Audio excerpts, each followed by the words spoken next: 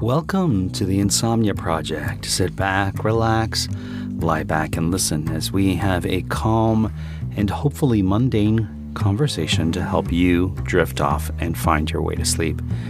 I'm your host, Marco Timpano. And I dare to dream of being mundane. I'm Amanda. And that's Amanda Barker over there. Was that too sassy? It had a little sass stink on the end of it, but it's fine. Sass stink? Yeah. We got some lovely responses to our Love Letter to Vermont episode we had yesterday. People are wanting now to go to Vermont, and I can't recommend it nearly enough. It's a really, it's a beautiful state for this state of mind, you know, when you want something cozy and comforting, but still interesting, you know, which is the world we try to inhabit here. Do you find the post office comforting? The post office? Yeah. I'm not sure that I do. You know, I do when I do my cards once a year. Sure. We've talked a lot about that and getting the stamps. I love getting those stamps. But in terms of the post office as an institution, I'm not so sure. I'm picturing different post offices that I've frequented in my life. I love searching out and going to post office in other places outside of my country. Do you really? Yeah. Remember we were in Istanbul and we had to find a post office, and I feel like we had to mail a packet of some sort. We were mailing postcards, but for some reason you went and then I had to go. I'm not sure why. It hadn't opened yet, and then it's interesting because my memory is that you had to go do something, but what would you have had to do in Istanbul? Like I was get there. Some tea, maybe. Maybe because I was there by myself. We traded off at a little cafe, right? Yeah. What were we doing that we were doing? You stood in line, and then I went and stood for you, and it had just opened, and there was a lot of. I remember there was a lot of discussion over which teller to go to. Yeah, I don't recall at all. I mean, I recall being there, and sure.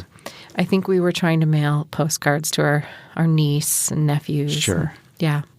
And, you know, we go to this post office that's not far from our home, which is in a drugstore. Drugstore, thank you. I was going to say a drug mart, which is funny. And you know, sometimes you get someone who's very friendly and helpful, and then you get those other people who just are all business. I find that most of them in that one are very helpful. Like I'm usually but there is something about a person who works in any post office where you're just grateful to be served. It's true. You just want to thank them. Oh my goodness, you're making it happen that my package will get to my sister in time. Thank you. You know, whatever it is, you just feel really, really grateful. There's an excitement when I get, you know, those cards that say you have a package. Oh, yeah? And you don't know what the package is, and you're like, what could this package be? The mystery. The mystery of it all. The drama, the intrigue. Yeah. In my university, we would have a mail room, and that doesn't really exist much anymore. I went to my university, my old university. It had been a long time. What was the mail room? That building is no longer, but they did replace it with a new mailroom. But the thing is nobody in the student body is getting mail anymore. Sure, of course. You know, they don't have as much of a need for it. Like we used to get our grades by mail, like a whole bunch of things. Yeah. In fact, there was a mail strike, and or a strike of a certain sect of workers, of which the mail people were part of at my university. And I used that to my advantage to get a withdrawal from a class because everything was late because the mail was delayed. So I said, oh, no, I withdrew. They just didn't get it in time because of the strike. So I used that to my advantage. Sometimes you have to. Gone are the days when you're like, it must have got lost in the mail because you get so little mail. Right. We do have a wonderful mail carrier, I have to say. Our mail carrier, his name is Dominic, and he's just always so lovely. I will say, since you and I have been working from home, and I don't think we're unique in this, I think a lot of people started feeling more this way. There's much more excitement around mail. Without a doubt. Because if you're home all day and you know, even if you work out at home, which many of us do, and you know, your entertainment is going to be at night at home, and of course you're cooking, there's a real excitement. It's your one sort of hello from the outside world, whether, you know, in our life we have lots of different streams of employment. Right. And so, it might be a check that we're not expecting from our work as actors or artists. I think we've well established that I like to get mail in the form of magazines. Of course. And subscription boxes, but also just other things, right? What do you most look forward to in the mail? Oh, that's a great question. I guess I look forward to, I always liked getting postcards in the mail. Yeah. Always okay. fun, or letters, but I haven't received a letter from someone formal in such a long time, nor have I written a letter that's very formal. You know who I saw today who I think would be a really worthy guest for you on this podcast? Oh, who's this? My dear friend. I'm going to say his full name and I'll explain why.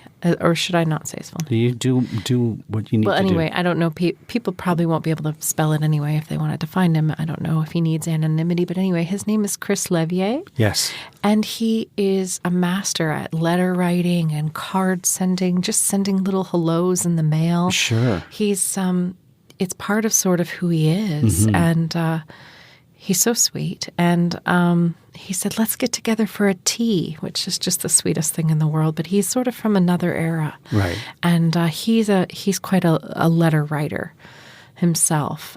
So he's somebody that's sort of kept it up. My sister at one point, since I've talked about my sister today a little bit, wrote me a letter kind of out of the blue, which I thought was really nice.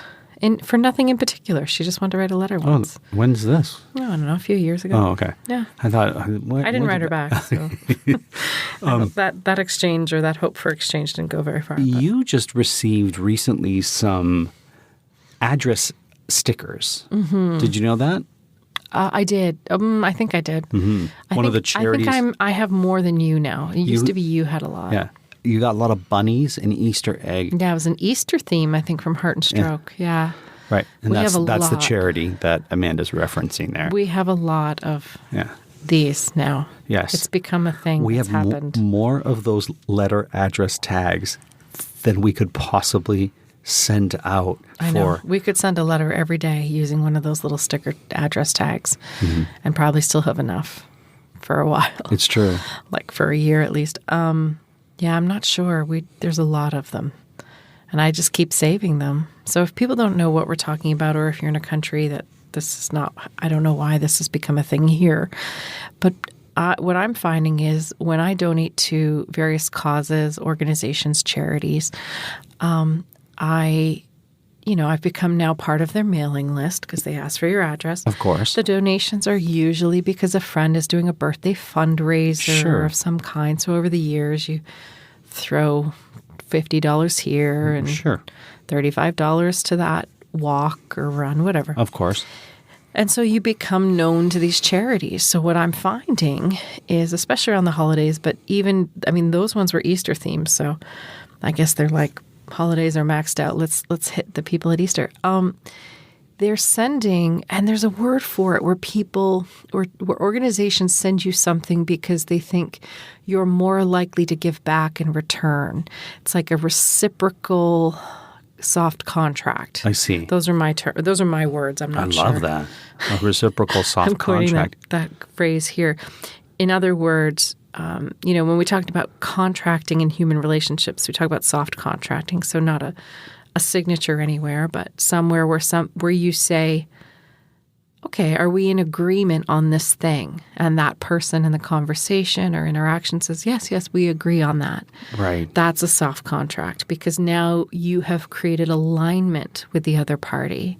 And once you create that alignment, then you can all agree that you're on the same page and you're more likely to convince them to do something, whether it's change behavior, or whatever Continue it may be. to donate in this case. Yeah, so in this case it is, we both agree that this is a nice thing. Sure. We agree that this is your label and that you might be, oh, look, I don't need to write the address on the back of this, receipt that I'm sending to my insurance. I can just plop this cute little sticker onto the back of the envelope or front of the envelope.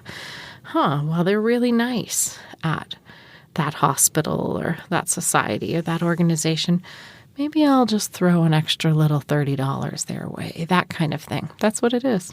Might you be inclined to send Easter or spring cards out to friends and family because of these address stickers. I don't see a world where I would. A little bunny popping out of an Easter egg saying, hello, hop along? No. But that said, I do collect all those cards, and I do try to use them. The stickers, you mean? And the cards, because the other part is they send cards. Oh, and that's right. The ones you're referring to about the Easter, there's cards in there too. Most of them are like, get better, get well soon. So I guess it's with a hospital or heart and stroke. Oh, I see. Okay. So I guess if you have a friend or loved one in the hospital, then you can send them one of these little Sure. cards. I don't know. But it's also maybe a thank you because I've donated in the past. But one would also argue, they are spending a lot of money to send those things out. So I don't know. I don't know what the rate of return is Sure. on those. But the CAC, the customer acquisition costs. I'm wondering if there is a post office that sticks in your memory since we're talking about mail and post office. I bet there is. There's a couple. So there's the oldest post office in Toronto, which is... Where's that? It's very close to George Brown College. Okay. I believe it's on Toronto Street. All right. We went into it. It's small, and it's kind of like it has the edifice of what was once the post office, and now it's been sort of swallowed by other buildings. But the edifice is still there, and you walk in, and it's just a small little post office, and you can send postcards there. Another post office that I remember is the one in the Vatican. Oh, wow. Because it's its own city-state. And so when you go to the Vatican, it has its own little post office where you buy Vatican stamps. I didn't know that. That's one of the reasons to go to the Vatican is to send a postcard with a Vatican stamp on it. I see. Or at least it was one of the reasons I made a point of going there when I was in Rome.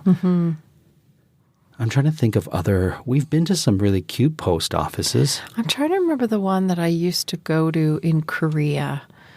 When you lived there. When I lived there. And I don't know if it's coming to me, but I did used to mail out things from Korea. I more remember the bank that I used to go to. Sure. That I actually remember very well because, of course, I was wiring money back and forth and so on. But I do remember the one from my hometown. And I will say that older post office in little small towns, are something to behold. The one in my old town was quite old. Right. Like it had like old stamps and old, sure. Those like stencil letters, like things like that. I don't know what a stencil letter is. Do you remember Hatch, the old Hatch show print? Oh, yes, of course.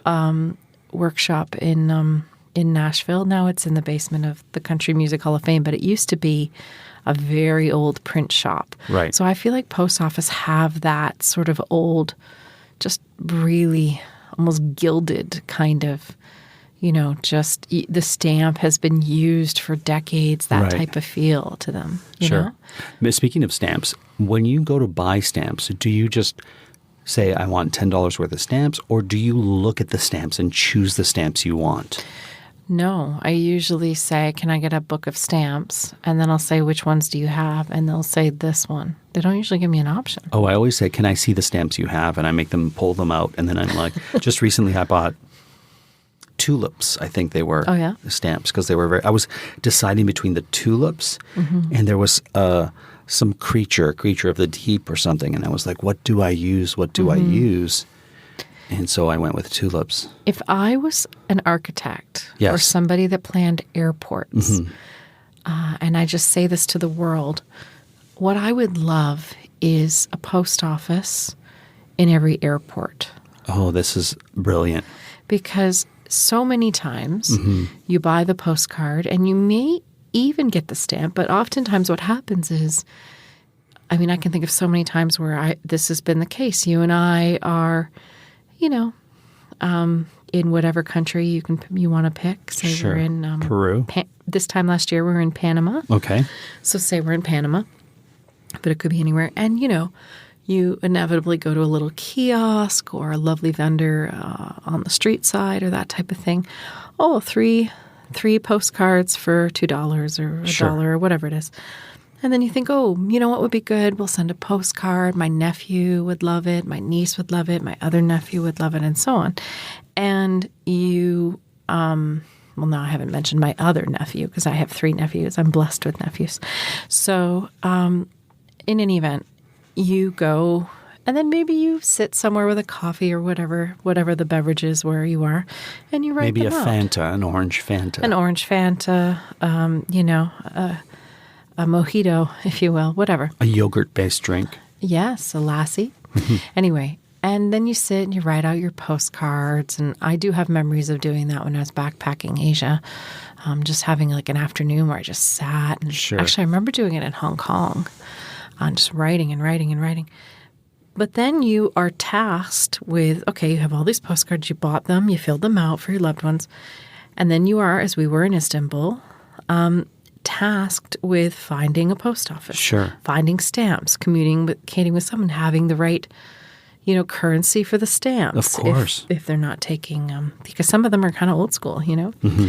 And I just wish that it was universally acknowledged that airports would have a post office, even if they're not on the other side of the gate, at least from the departures, so that everybody who's visiting can be like, oh, I just want to make a little stop to the post office kiosk, buy my stamps, and have them sent it.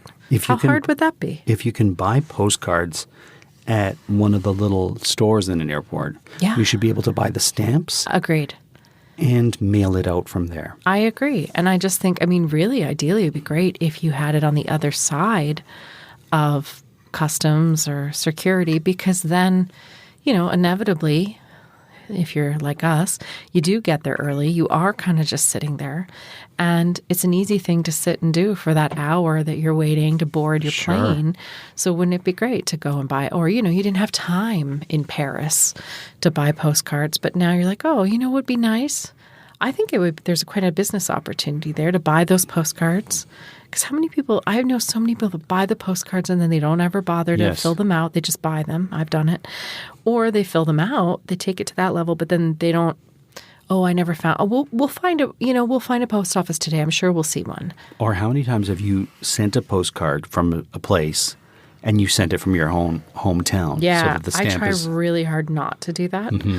But sometimes it happens, right? And then the stamp isn't the cool, whatever it is, the cool stamp from Paris or Sure. the Vatican or Panama or wherever you are. Of course. It's, it's from Toronto. It has the Queen on it. And, Yeah, and you're like, you hope your little, niece doesn't notice, but those kids are savvy. And also that's part of the fun is that you're sending a little piece of where you went and that you're thinking about them there, and you write in the postcard, I saw this, I went to the Eiffel Tower, I went to the Louvre, or I saw the Panama Canal, or, Sure. in Hong Kong, we made a day trip over to Macau today and we came back, whatever it is. Of course. And I just feel like airports would be wise to do this. And maybe some do, but I often am looking, and every now and then you will see like a mailbox drop in an airport, but they're pretty few and far between. Sure.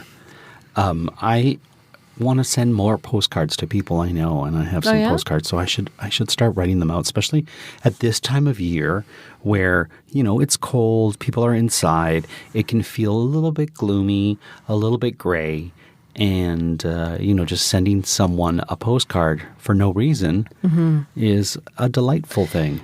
I had my sister's best and dearest friend from a long time ago, a wonderful artist. She, at one point in her marriage, sent postcards, blank postcards, to legions of friends and family around the world. Sure.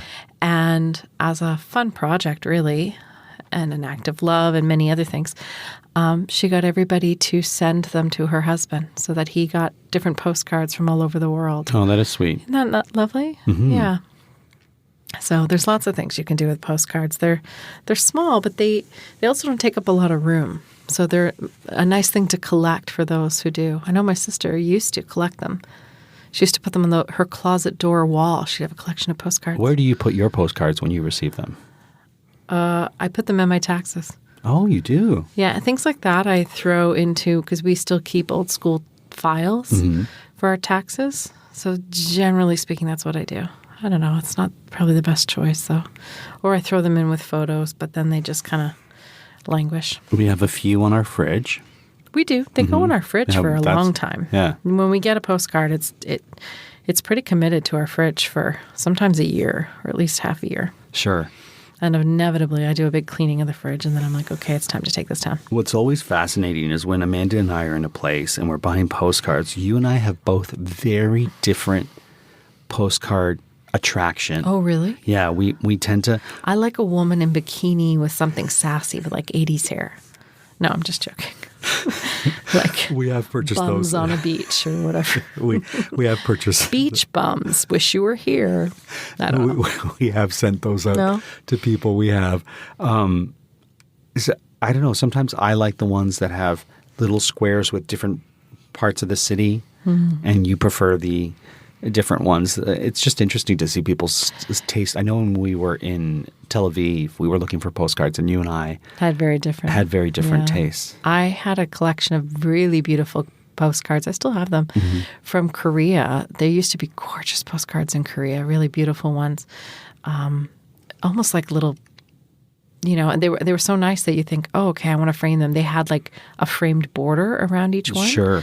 And I wasn't a broke student, but I was just barely. I mean, it was my first or second rather, job out of school, and I was definitely still living like a student. So anyway, I had a little sparse room that I lived in, my bedroom, and that was one of my decorating pieces. Was this pack of postcards. I got like 20 postcards of scenes around Korea, and I made it like a border around the perimeter of the room. Sure. And I still have them. Yeah, I've framed postcards before that are really pretty. Sometimes I'll get a free postcard from a restaurant. New York used to do this a lot, where you just grab a postcard, and then that's a fun thing to send of some funky, weird little art installation or restaurant or something. I have an interesting postcard story that I may have already told on the podcast, but I'm going to retell it now. So an encore presentation of my encore postcard presentation. So we have dear friends, Mark and Adrian, who are married. Right. They went to Quebec City, and they had a great time in Quebec City. Quebec City is a wonderful city to visit if you're thinking, where can I go? Listen, if you like Vermont, you'll love Quebec. Yes. No, but Quebec City is special. Quebec City is a gorgeous, wonderful experience of a city. If you're living in North America and you're like, I've always wanted to go to Paris, but it's a little bit out of my price range, I say go to Quebec City. You will love it. Now, let's get back to the story. Okay. Mark and Adrian had a great time. I think it was their anniversary, or it was before they were getting married in Quebec City. They get married, and they go back for their anniversary to Quebec City. Same beautiful B&B, same beautiful time. It's summer. They're having a lovely time. They pick up some postcards to write, to send to friends and family. And Adrian turns the postcard over, and she's got this blank look on her face. And Mark's like, what's up? What's going on? And she hands him the postcard and says, look. He looks at the postcard, and it's Old Quebec, which is Old Quebec City. Old. Do they call it Old Town, Old Quebec? They call it Old Vieux Quebec. Right. Old, yeah. Old Quebec. And it is like cobblestone streets and really old buildings. And in the postcard, captured is Mark and Adrian from a year before. Unbelievable. Walking away, so you just see the back of them. And Adrian says, I remember when I wore this. Wow. Because, Adrian was like, I remember what I wore on that day. I wouldn't remember what I wore on that day, but you're more the type of person to say, I remember what I wore on that day. Yeah. And it's a picture of them. And so they had it blown up, and they framed it. Oh, did they? Yeah, and it says, Old Quebec. And it has a picture of them walking away in a postcard. And I think that's such a wonderful tale. It's kind of like, have you ever looked at, Google does... The Google car goes and takes pictures, and then you can... Yes. What's that called? Google Maps? Google Earth. Google Earth. I think, or Google Maps, yeah. Have you ever gone on that to see places where you live? Well, we saw the cottage, remember? We looked at the cottage, and so that was the day... Looks like your parents were closing down both cottages. You could see because the machine was out to suck the air... or the water, rather, out of the pipes. Yeah, we have a condenser, interesting a compressor, I should say. interesting little snapshots of the world. There used to be a website, and it exists. Because it's only been a couple of years since I saw it, but which gives you, I don't know if it's live footage, but gives you footage from windows all over the world. Oh, that's neat. Yeah. And it's random. So you just kind of go on it, and then it'll be like, oh, here's this window in Kenya. Now you're in Kenya. Or here's this window in Dubai or whatever. Yeah. What a wonderful way to take sort of a little vicarious break and see other places through the windows. There used to also be an app that was like a random Google Earth app. So you would just be like, where do I go? Like kind of like when you're a kid and you twirl the globe and stick your finger on it, but like a virtual version of that. So I can't quite remember, but it just kind of gives you random places and shows you random places. Like, oh my goodness, now I'm in Northern Ireland. I didn't, look at this little, yard. Right. Or whatever. And it's just little like pieces of those maps, those Google Earth pictures. How do you feel about those things you can purchase, which is like a little snippet of the map of where you're from in a heart, and then it has a little liney thing that goes to the place where I was born with another little heart. So it shows. Is that what I'm getting for Valentine's Day? No, you're not getting anything for Valentine's Day, but I'm just curious to how you feel about those. I don't really understand what you're talking about, but no thank you. Okay. It's like because then what do? I put it on the wall? Well, it's a picture. Let's say you're from Boston, so it would be like Boston, like a little street map of Boston, like you would get if you were touring the city, and it would have like a map that you would use to find your way around before phones existed. Before you just go on the Riviera Trail. Right, Anyway, and it would have a heart around that little area, and then they would draw a line from your little place in Boston to me in North York, Ontario. I don't need that. Okay. I don't need that little line, nor do I understand. I get a lot of messages on my phone telling me I should buy that for you. So, I get a lot of that. I like some versions of things like that, but the one you're describing sounds, in your words, rancid. Yeah, it is a little bit. It's not for me. But I get really odd things. Like I think one time I mentioned that I thought Beyonce was great, and then I was getting a lot of Beyonce. Well, there's a lot of Beyonce videos, content. I know there's a lot of content. That hot Beyonce content directed to me. Yeah, and then it became. I like that you get that. I get amusement parks. I get what I get a ton of water slides. Oh, really? Yeah, my phone in whatever media app I open. I don't know why, but I do enjoy them. So I guess I look on them and then goes, oh, you liked this. I had 3 months of Ariana Grande being sent to me, and I couldn't understand. And the soccer player. Yeah, so I had a lot of Ariana Grande, and I must have been saying something in Italian. And I have a cousin named Ariana. Oh, I see. So I think I said her name a couple of times, and so then my phone just said, "I know what you like." I know what you like. It was a lot of Ariana Grande. Listen, I don't have a problem with Ariana Grande at all. I think she's great, but not my thing. And then I got so much soccer content, so much from Cristiano Ronaldo, who I really like as he's probably one of my favorite soccer players now because I didn't know you had a soccer player favorite. I've seen so many clips of him, and he's so nice. Oh, okay. And so now I'm like, see, your phone wanted to educate you on how nice he is. Whereas my phone wants me to watch people getting into a tube in the Bahamas and going down a weird water slide. Everywhere. It'll be like, look at this crazy water slide and somewhere in China. Okay, great. Well, let us know what your phone is giving you. Yeah. Hopefully it's not too much Insomnia Project content. No, never enough. Never enough. But for all of you, let us know what your favorite post office is, if there's a particular stamp that you like.